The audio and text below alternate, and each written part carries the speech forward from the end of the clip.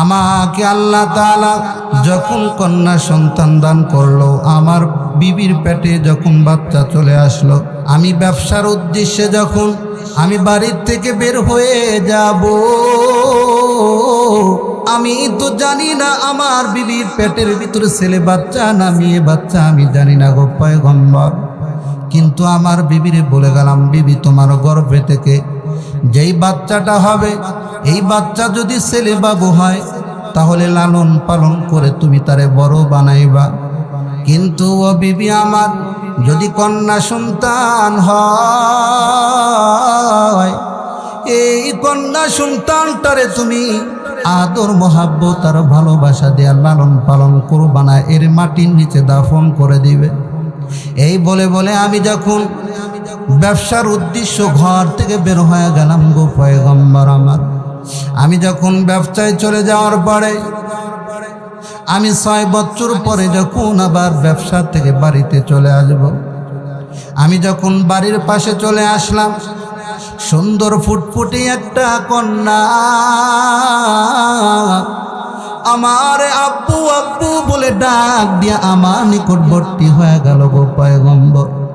এই কন্যা সন্তানটা যখন আমাকে বাবা বাবা বাবা বাবা বলে ডাক দিল, এই বাবার ডাক শুনিয়া আমার অন্তরটা একটু নরম হইল। ও পয়গম্বর, আমি চিন্তায় পড়ে গেলাম, এই ছোট্ট সুন্দর মেয়েটা আমাকে কি জন্য বাবা বাবা বলে ডাক দেয়।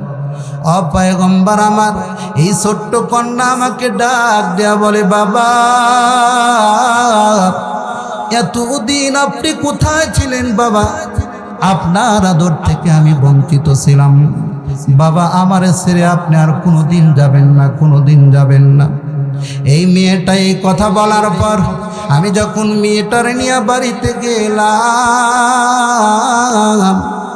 আমার বিবিকে ডাক দেয়া বললাম, বিবিরে এই ছোট্ট সুন্দর ফুটফুটে মেয়ে কন্যাটা আমারে বাবা বাবা বলা ডাক দেয়।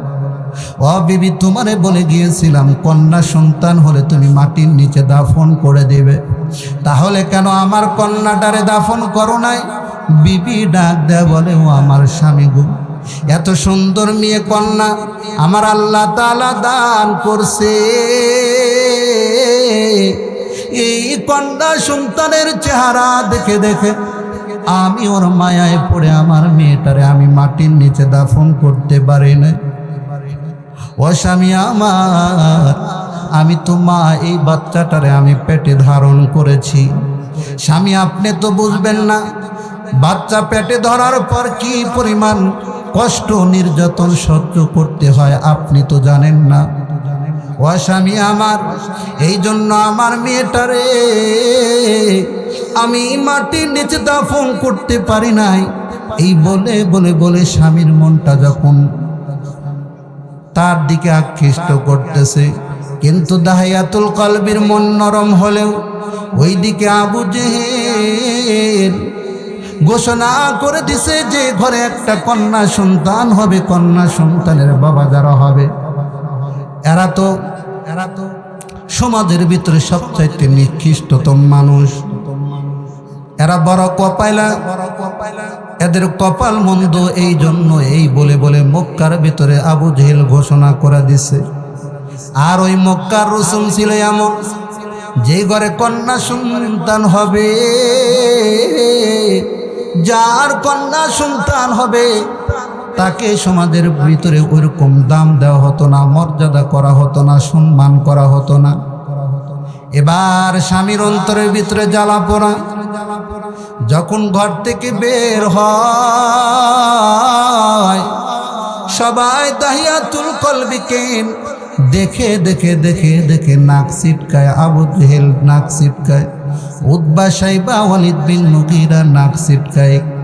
এবার দাহিয়াতুল কলবি বাড়িতে আসার পর অস্থির হইয়া যায়, তার ফুটফুটে কন্যা সন্তানটারে কখন মাটির নিচে দাফন করবে এই জল্পনা কল্পনা শুরু হয়ে গেল।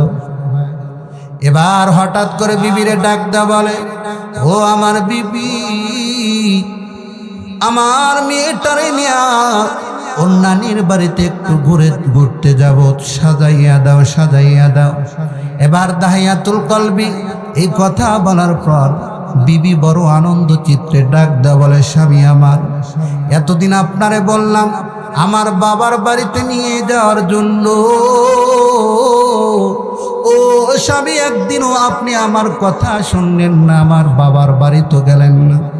আজকে আমার মেয়েটারে আপনি আমার বাবার বাড়িতে নিয়ে যাবেন। বিবি বড় আনন্দ হয়ে গেল, নিজের কন্যাটারে বড় সাজাইয়া বড়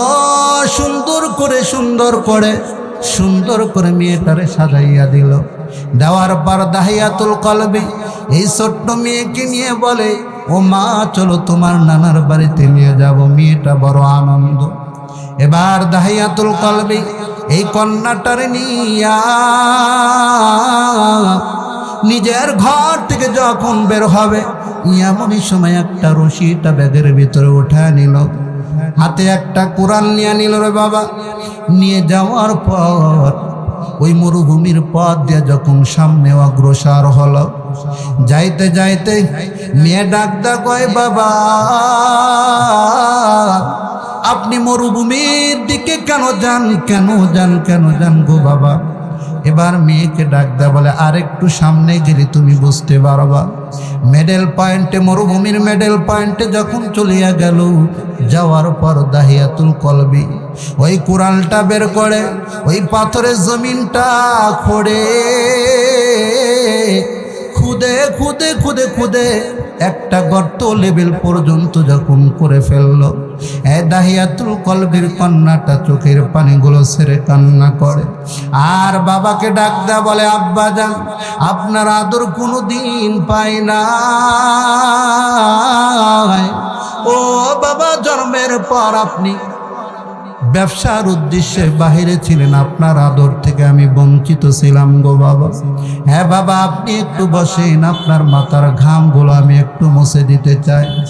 এই বলে বলে যখন মেয়ে ডাক কয়, ও আমার আব্বা যান আপনি একটু বসেন, আপনার ঘামগুলো আমি একটু মুছে দিই। এই কথাগুলো যখন দাহিয়াতুল কলবির মেয়ে বলে, কিন্তু ওই পাষাণ দিলওয়ালা দাহিয়াতুল কলবির অন্তর নরম হয় না। দাহিয়াতুল কলবিকে এই ছোট্ট কন্যা মেয়ে সন্তানটা আসল দেয়া বাতাস করে, ও আব্বা আমি তো সর্বদাই আমি আমার সাথীদের সঙ্গে গর্ব করে বলি, আমার বাবা তো এত আমারে মহব্বত করে। এই মক্কার জমিনে কত বাবা দেখলাম নিজের কন্যা সন্তানটারে মাটি নিচে দাফন করে ফেলাইছে, অনেক ঘটনা আমার কানে চলে আসছে। কিন্তু বাবা আপনি তো তাদের মতো না, আপনি তো তাদের মতো না গো বাবা। এই বলে বলে বলে বলে মেয়েটা যখন বাবারে এমন কথা বলে, কিন্তু এই কথাগুলো দাহিয়াতুল কলবির পাষাণ দিলওয়ালা দাহিয়াতুল কলবির অন্তরটা নরম হয় না। দাহিয়াতুল কলবি কোদাল দিয়া ওই কোরাল দিয়া পাথরের জমিনটা খুঁড়তেছে। এবার মেয়েটাও কাজের সঙ্গে সহযোগিতা করে পাথরগুলো ওই গর্ত থেকে উঠায়। কিন্তু ওই কন্যা সন্তান জানে না আমার শেষ বিদায়, আমার নিষ্ঠুর পিতা এই গর্তের ভিতরে আমারে ফেলে দিয়ে আমার জীবদ্দশায় দাফন করে দেবে। হ্যাঁ বাবা, কিছুক্ষণ পর এই কন্যা সন্তান ডাকদা বলে, আব্বা যান আপনি কি জন্য এই গর্ত খনন করেন আমার বুঝে আসে না। দাহিয়াতুল কলবি ডাকদা বলে, রে কন্যা একটু পরে তুমি বুঝতে পারবে আমি কি জন্য গর্তটা খনন করলাম। ও দুনিয়ার ইমানদার, এই কন্যা সন্তানের মুস্কি হাসিও বাবার হৃদয়টা নরম করে না। এই সন্তানটার চোখের পানিও ওই পাষাণ দিলওয়ালা দাহিয়াতুল কলবির অন্তরটা নরম হয় না। একটা পর্যায়ে মেয়েকে ডাকদা বলে, মা দেখো গর্তের ভিতরে কি দেখা যায়। এবার যখন মেয়েটা ওই বাবার কথা শুনিয়া ওই গর্তে ডিকোটে এসে এবার যখন একটু ঝুঁকু দিয়া দেখতেছিল রে বাবা, পিছন থেকে দাহিয়াতুল কলবি ওই পাষাণ দেলওয়ালা পিছন থেকে মেয়েটারে এমনভাবে শক্তভাবে ধাক্কা দিছে, সঙ্গে সঙ্গে মেয়েটা গর্তের ভিতরে পড়ে গেছে।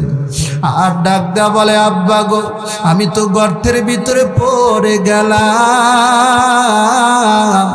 ও বাবা আমার গর্ত থেকে উঠান, আমি কেমনে উঠবো, কেমনে উঠবো, কেমনে উঠবো। দাহিয়াতুল কলবি এবার ওই পাথরগুলো দিয়া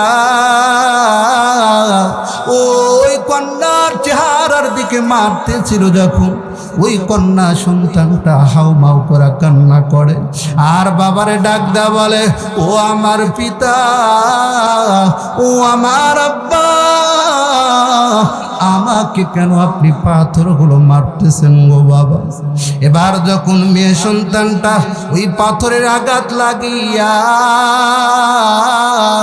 শরীর থেকে যখন রক্তগুলো প্রবাহিত হতেছিল, এক ফোঁটা রক্ত যখন দাহিয়াতুল কলবির শরীরের ভিতরে লেগে গেল, মেয়ের রক্ত লাগার পর দাহিয়াতুল কলবির কোনো পরিবর্তন নাই। এবার কন্যা সন্তানটা যখন ওই গর্ত থেকে উপরে যখন উঠবে,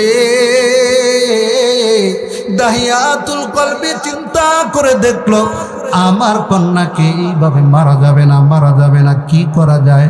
এবার দাহিয়াতুল কলবি বড় একটা পাথর নিয়া ওই কন্যার মাথার দিকে যখন জোরে আঘাত করলো, সঙ্গে সঙ্গে রে বাবা মাথা ফেটে রক্তগুলো জমিনে টপ টপ করে পড়তেছে। আর মেয়ে ডাক দেয় বলে, বাবা গো, তোমার প্রশংসা এত করলাম, হ্যাঁ বাবা তুমিও দেখি বড় নিষ্ঠুর হয়ে গেছো, আমারে মাটির নিচে দাফন করতে চাও। ও বাবা, আমি যেহেতু তোমার লজ্জার কারণ হয়ে গেলাম, ও বাবা আমার একটু জীবন ভিক্ষা দাও, জীবন ভিক্ষা দাও। কোনোদিন তোমারে বাবা বলে আমি ডাকবো না। এই দুনিয়ার পৃথিবীর উপরে, এই পৃথিবীর মক্কার জমিনে আমি কোনোদিন তোমাকে বাবা বলে ডাক দেব না। ও আমার আব্বা জান, আমার একটু হায়াত ভিক্ষা দেন। এই মক্কার ভিতরে কোনোদিন তোমার সামনে মেয়ে হিসেবে পরিচয় দেব না, কোনোদিন বাবা বলে ডাক দিব না। এই কথাগুলো বলার পর দাহিয়াতুল কলবির অন্তরটা নরম হয় না। দাহিয়াতুল কলবি একটা পর্যায়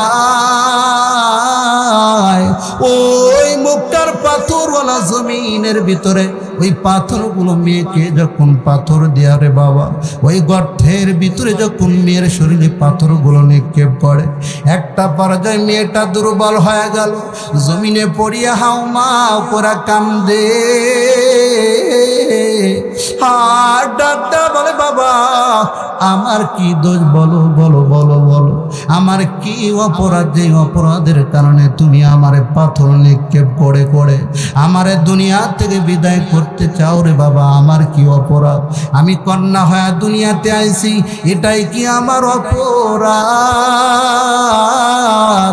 ও বাবা তুমি আমারে জীবন ভিক্ষা দাও। কিন্তু দাহিয়াতুল কলবি জীবন ভিক্ষা না দিয়া দিয়া দিয়া ওই পাথরগুলো যখন ছোট্ট বাচ্চা ওই মেয়েটার উপরে যখন নিক্ষেপ করে দিল বাবা, ওই পাথরের জমিন থেকে ওই পাথরগুলো ওই গর্তের ভিতরে যখন লেবেল করে দিল, লেবেল করে দিল, দাহিয়াতুল কলবি আমার নবীকে ডাক দা বলে, ও পয়গম্বর আমার, আমি যখন মেয়েটারে দাফনের কাজ সম্পূর্ণ করে করে করে করে আমি যখন বাড়িতে চলে গেলাম গো পয়গম্বর, ও পয়গম্বর আমার, আমি যখন ঘুমে চলিয়া যাই,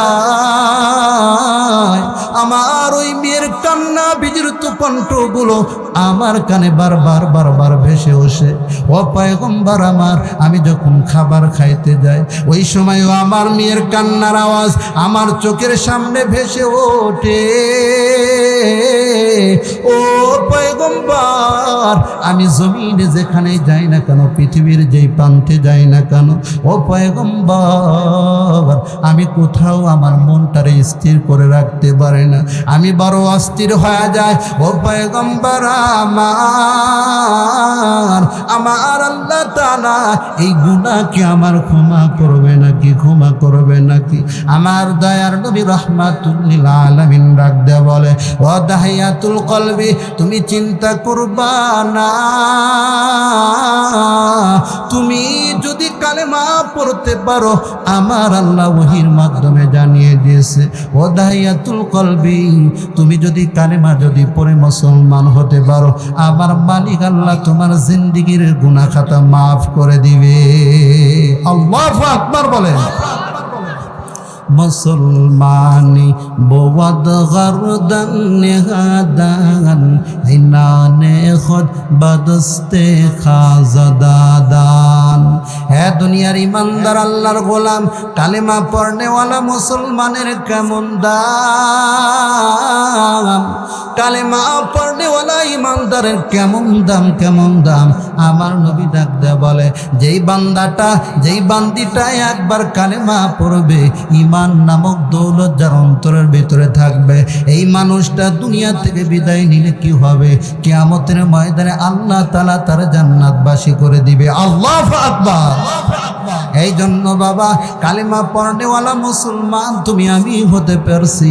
আমার নবী ডাক দেয়া বলে, যারা দুনিয়াতে কালেমা পড়ে পড়ে নিজে মুসলমান দাবি করবে, আল্লাহ তাআলার হুকুম মেনটেন করে জীবন পরিচালনা করবে, আমার আল্লাহ তাদেরকে জান্নাতবাসী করে দিবে। আল্লাহু আকবার।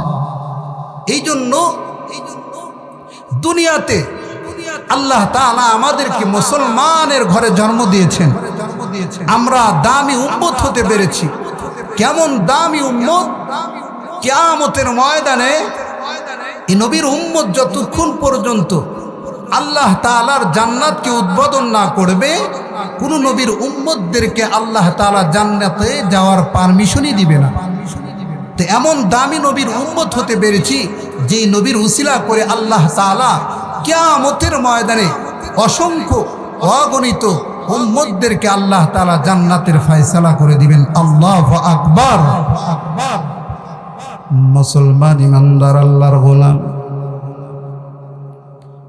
এই দুনিয়া থেকে যখন তুমি আমি বিদায় নিয়ে চলে যাব, সকল মানুষগুলো তোমার আমার পর হয়ে যাবে।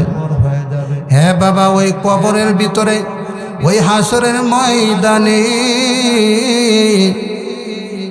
যেদিন তোমার আপন বলতে কেউ থাকবে না, সবাই তোমার থেকে দূরে দূরে সরে যাবে রে বাবা।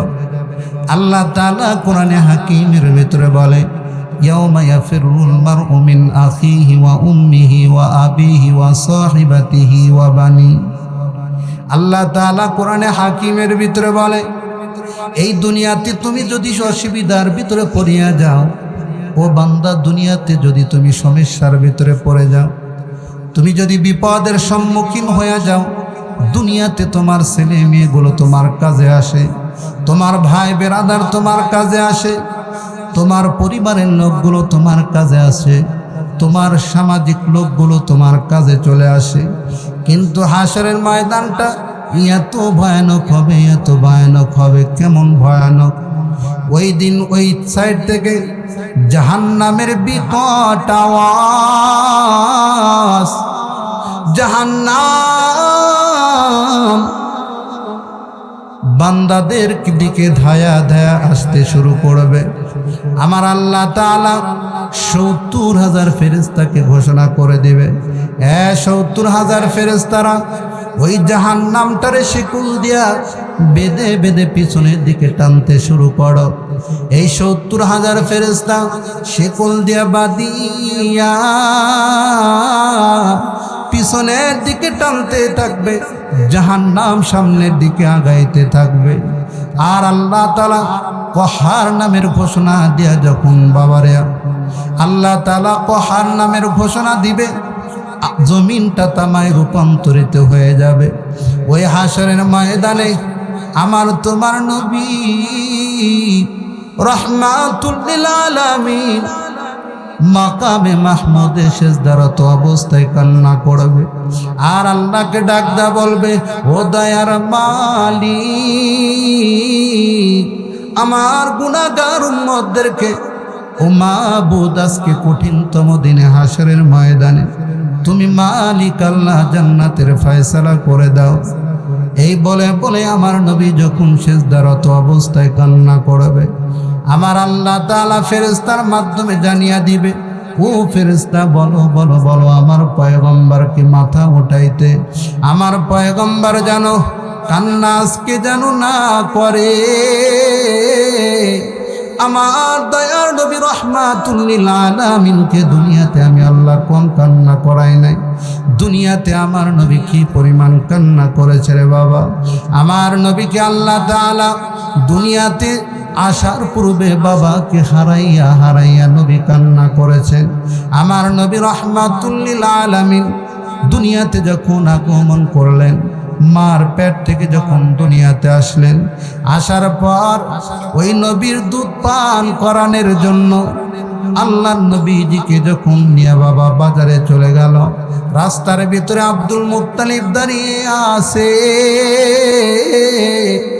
আমার নবীকে দুধ পান করাবে এমন কোনো দাত্রী খুঁজে পাওয়া গেল না। হঠাৎ করে হালিমাতুস সাদিয়া বিকাল বেলায় যখন রাস্তা দিয়ে যাইতেছে, যাইতে যাইতে আমার দয়ার নবী রাহমাতুল লিল আলামিন নবীজির চেহারার দিকে যখন হালিমার দৃষ্টি পড়ে গেছে, নবীজির মহাব্বত ভালোবাসা অন্তরে সেট হয়ে গেছে। হালিমা চিন্তা করিয়া দেখে, এই মক্কার ভিতরে একটা বাচ্চা পাইলাম না, যেহেতু একটা বাচ্চা বাচ্চিয়ে নিয়ে যাব, আমার নবীরে নেবে এমন কোনো দাত্রী নাই। কি জন্য নাই? নবীর বাবা নাই, কেউ কি পরিমাণ হাদিয়া পাবে, এই হাদিয়ার স্বল্পতার কারণে কেউ আমার নবীকে নেয় না। হালিমাতুস সাদিয়া এবার চিন্তা করিয়া দেখলো, এই মক্কার ভিতরে একটা বাচ্চা পাইলাম না, এই ইয়াতীম বাচ্চারে আমি নিয়ে যাব। হ্যাঁ বাবা, নিজের স্বামীর সঙ্গে পরামর্শ করলো, মক্কার ভিতরে আমরা খালি হাতে কেমনে যাব? ওই যে একটা ফুটফুটে সুন্দর বাচ্চা দেখা যায়, ওর বাবা নাই, ওরই আমরা নিয়ে যাই।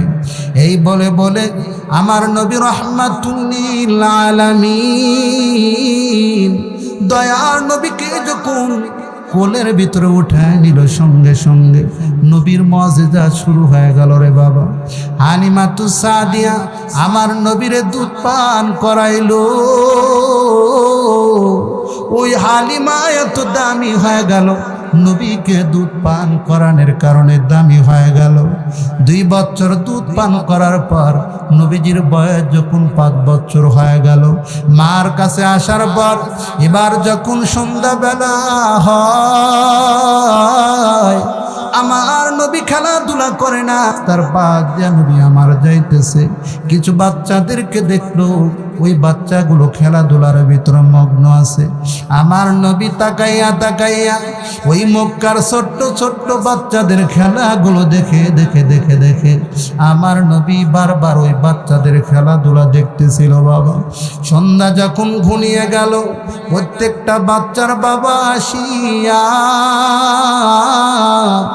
যার যার বাচ্চাকে কোলে নিয়া 2 গালে 2টা চুমু দিল, কপালে চুমু দিল, বুকে জড়াইয়া নিল। আমার নবীর মনের ব্যথা শুরু হইয়া গেল। আমার নবী চিন্তা করে দেখে, হায় হায়, এই মক্কার জমিনের ভিতরে ছোট্ট ছোট্ট বাচ্চাদের বাবাগুলো এসে কোলে নিয়ে কিভাবে আদর করে। আমি কি এত বড় হতভাগা, আমার বাবা নাই। আমি বড় হতভাগা যে আমার বাবা কোনোদিন কোলে উঠাইল না, আমারে চুমা খাইল না, আমারে আদর করলো না। নবীজির অন্তরের ভিতরে জল্পনা কল্পনা শুরু হয়ে গেছে। নবীজির অন্তরের ভিতরে বড় ব্যথা। এবার সন্ধ্যা যখন ঘনিয়ে যায়, আমার নবীজির আম্মা জান আমিনা চিন্তা করে দেখে, হায় হায়, আমার সন্তান মুহাম্মদ এখন পর্যন্ত আমার ঘরে ফিরল না। সন্ধ্যা ঘনিয়ে গেল, রাত্রি হয়ে গেল, আমার মোহাম্মদ কোথায় যেন চলে গেল। আমিনা এবার ঘর থেকে বের হইয়া রাস্তার ভিতরে পথিকদেরকে ডাক দেয়া বলে, আমার সন্তান মোহাম্মদকে কি দেখছো নাকি?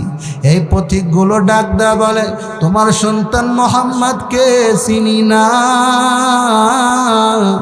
কিন্তু ওই রাস্তার পাশে ছোট্ট একটা সুন্দর ধবধবে সুন্দর বাচ্চা একটা দেখতে পাইলাম। ওই বাচ্চাটার মন বড় খারাপ, চোখের পানিগুলো ছেড়ে ছেড়ে কান্না করে।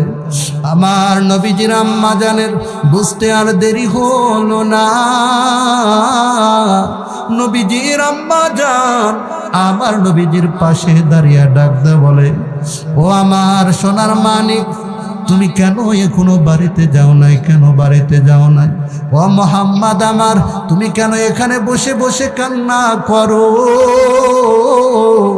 আমার নবী ডাক দেয়া বলে, মা, আমি মক্কার ছোট্ট ছোট্ট বাচ্চাদের দিকে লক্ষ্য করে দেখলাম, ওই মক্কার ছোট্ট ছোট্ট বাচ্চাদের বাবাগুলো এসে তাদের সন্তানদেরকে বুকে নিয়ে নিল, ওই দুই গালে চুমু খাইল।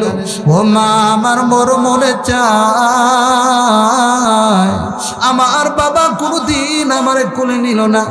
আমার মন চায় আমি একটু বাবার কোলে উঠবো, বাবার আদর পাইতে আমার বড় মন চায়। এই কথা বলে বলে নবীজি চোখের পানিগুলো ছেড়ে কান্না করে। আমার নবীজির আম্মা জান ডাক দেয়া বলে, ও সন্তান আমার, তোমার জন্মের পূর্বে তোমার বাবা দুনিয়া থেকে বিদায় নিয়ে চলে গেছে। ও সন্তান, তোমার বাবা তো পৃথিবীতে নাই।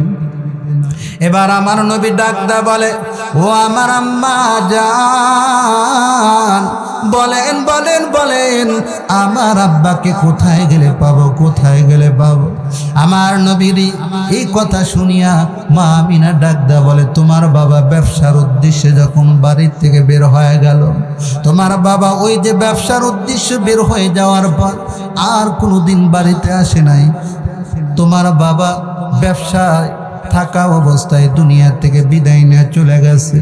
এবার আমার নবী ডাক দা বলে, ও আমার আম্মা জান, আমার বড় মন চাই আমি আমার বাবার কবরটা একটু দেখতে চাই, আমার বাবার কবরের পাশে দাঁড়া।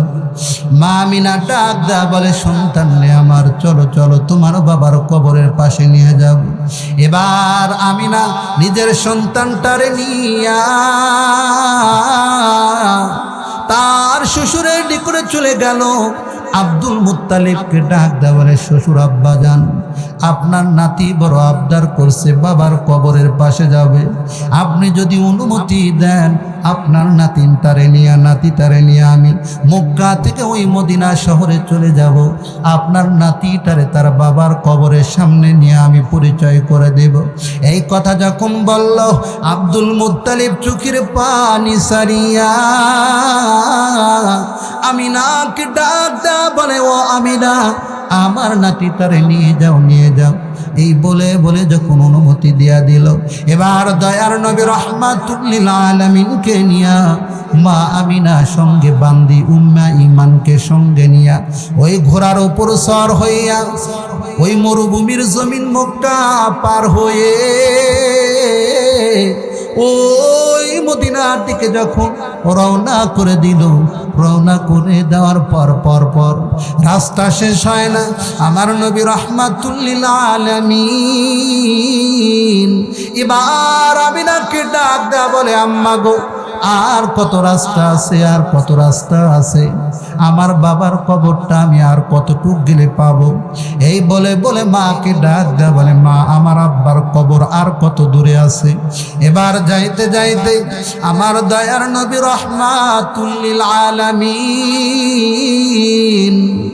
আমার নবীকে ডাক দেয়া বলে, ও আমার সন্তান, এতদিন তোমার বাবার কথা বলছো, ওই যে দেখা যায় ওই যে তোমার বাবা ওখানে শুয়ে আছে। আমার নবী রাহমাতুল লিল আলামিন ঘোড়া থেকে একটা লাফ দিয়ে জমিনে পড়ে গেল। জমিনে পড়ে যাওয়ার পর ওই বাবার কবরের পাশে দাঁড়িয়া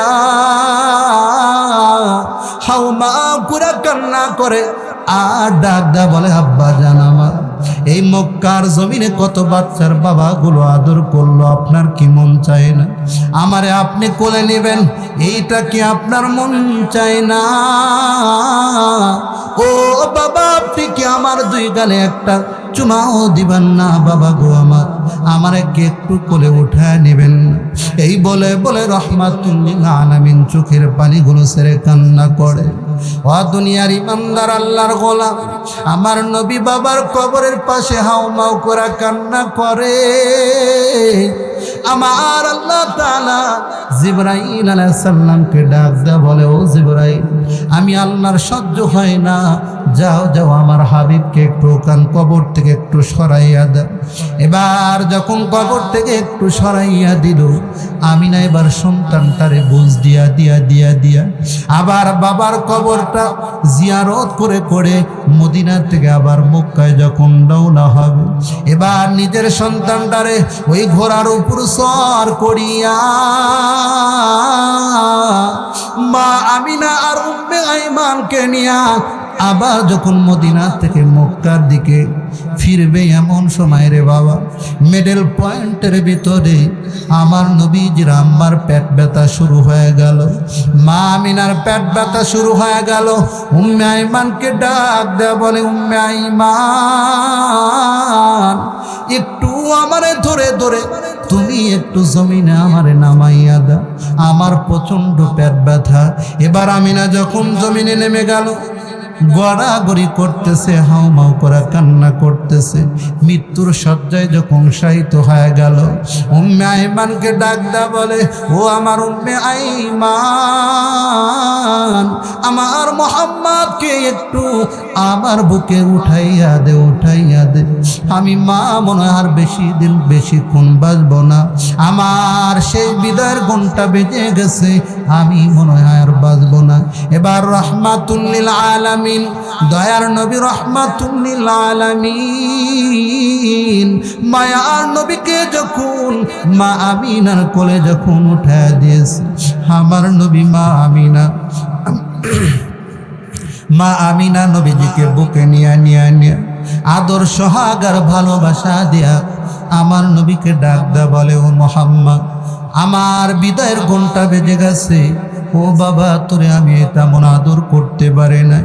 ওরে আমার সন্তান, তুমি আমার ব্যাপারে মালিক আল্লাহর কাছে কোনো অভিযোগ জানাইবা না, আমি মনে হয় আর বাঁচব না। এই বলে বলে নবীকে কোলের ভিতরে নিয়ে আদর করে, চোখের পানিগুলো ছেড়ে কান্না করে। এবার রাহমাতুল লিল আলামিন দয়ার নবী চোখের পানিগুলো সারিয়া হাউমাউ করে কান্না করে, আর মাকে ডাক দেয়া বলে, মা, জন্মের পূর্বে বাবাকে হারাইলাম, আপনিও আমারে রেখে চলে যাচ্ছে। এই মক্কার জমিনে আমার চাইতে বড় অসহায় আর কেউ রইল না, কেউ রইল না। আমি বাবার আদর পাইলাম না, মার আদর থেকে বঞ্চিত। ও মা, এই মক্কার জমিনে আমার কে আর আদর করবে? আমার খোঁজ খবর আর কে নিবে? এই বলে বলে বলে আমার নবী রাহমাতুল লিল আলামিন চোখের পানিগুলো ছেড়ে কান্না করে। ও দুনিয়ার ইমানদার আল্লাহর গোলাম, ওই ইয়াতিম নবীর উম্মত আমি তুমি। আমার নবী ডাক দেয়া বলে, কোন ইয়াতিম বাচ্চার মাথার উপর যদি হাত বুলাইয়া বুলাইয়া বুলাইয়া আমার কোন উম্মত যদি ওই ইয়াতিম সন্তানকে হাত বুলাইয়া বুলাইয়া নিজের হাতটা যদি মাথার উপর বুলাইতে পারে, নবী আমার ডাক দেয়া কয়, প্রত্যেকটা লোমের বিনিময়, প্রত্যেকটা চুলের বিনিময় এক একটা নেকি আল্লাহ তাআলা তার আমল নামায় দিয়া দিবে। আল্লাহু আকবার।